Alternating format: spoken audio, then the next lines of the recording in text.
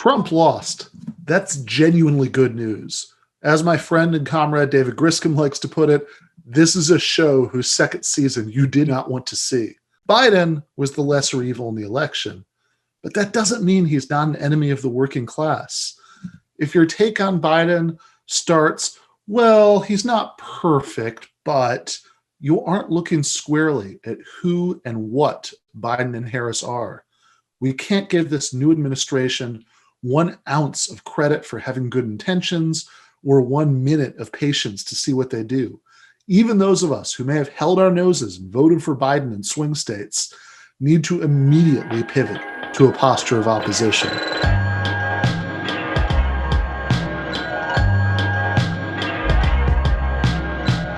You might think I'm exaggerating, and that even if he's not everything we want, Biden won't be that bad. After all, if you look at the Biden-Harris campaign website, here are some of the things you'll see. Biden supports a card check reform that would make it much easier to organize unions. Biden supports making community colleges tuition-free, which would allow students to at least have 2 years of college debt-free. Biden supports expanding Obamacare to include a Medicare-like public option to compete with private insurance companies. Of course, I've argued that such a Medicare-like option would still amount to an unacceptable two-tiered health insurance system that wouldn't actually have most of the benefits of switching to a Medicare for all system. And similar arguments could be made about several other, official Biden agenda items. But even taking that critique into account, it's not hard to see why someone looking at everything on Biden's website and taking it all at face value could nod along when Bernie says that Biden has the potential to be the most progressive president since FDR. The problem is that there really isn't any reason to take it seriously. Joe Biden was elected to the Senate in 1973. He has a very long record that tells us a lot about who and what he is.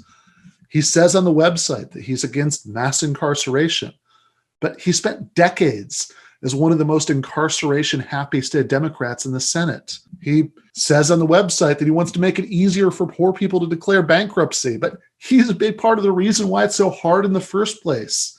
I could go on listing these discrepancies, but I think you get the idea. Some people might look at all that and still hold out hope that he really means what he's saying now, or that he's really going to do these things.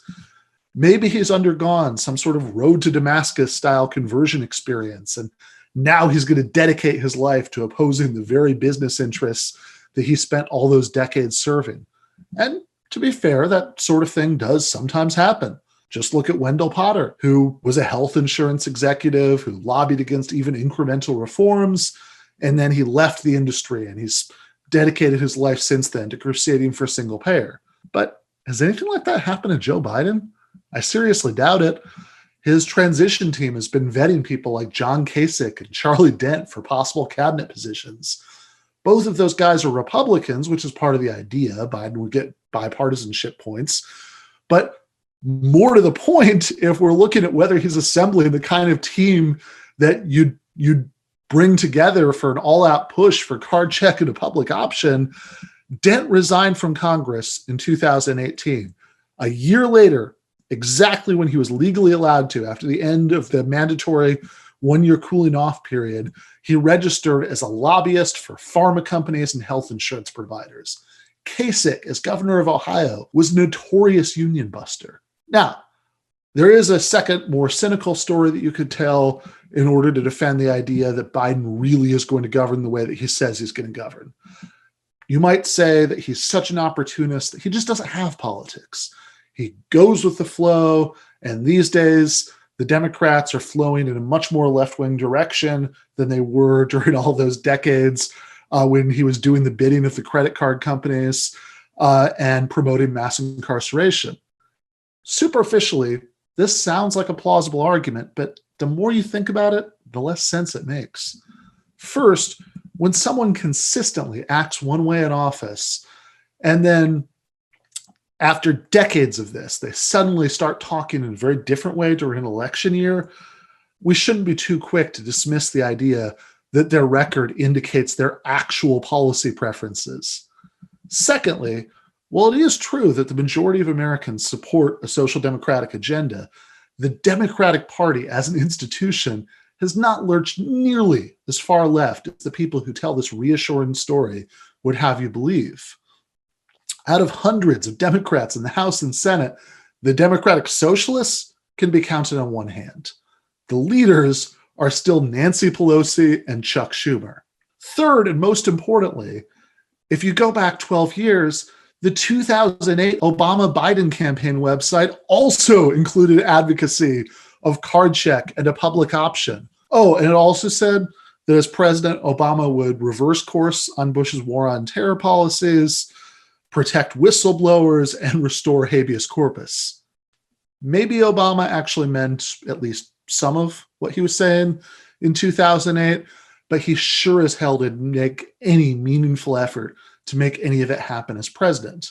Even if he had a mild but genuine preference for these reforms, he and Vice President Biden weren't going to spend a lot of political capital and burn a lot of bridges overcoming the inevitable resistance from moneyed interests and the national security establishment. Instead, Obama greatly expanded the drone war abroad, oversaw a steady expansion of the gap between rich and poor at home, pursued Edward Snowden around the world, collaborated with local officials around the country to suppress the Occupy movement, waged relentless war on teachers' unions, and generally did a lot to create the conditions that led to Trump in the first place. Maybe that's not how the movie will end this time. I would love to be wrong about this. I would love to spend the next 4 years fighting with liberals about whether Biden's newly enacted public option is good enough or we need to press on to achieve Medicare for all. But we can't operate on that assumption. We certainly can't afford to hold off on attacking the incoming administration on the belief that Biden basically wants the same things that we want and he's trying his best. One final note. Biden spent almost the entire primary portraying himself as the anti-Sanders. If we're going to look at what he's been saying in the election year, that is part of what we need to look at. In fact, since Bernie's defeat this spring, Biden has repeatedly reminded the public that he is not a socialist and that it was he who succeeded in slaying the burgeoning democratic socialist movement. Make no mistake, much like the new Labour leader Keir Starmer in the UK, who campaigned as a wishy-washy social democrat and who has now made it his mission to purge the left from the party, Biden will be focused on neutering his rowdy left flank. Like it or not, we are already at war with the Democratic establishment. As George W. Bush famously didn't quite manage to say, "Fool me once, shame on you. Fool me twice, shame on me."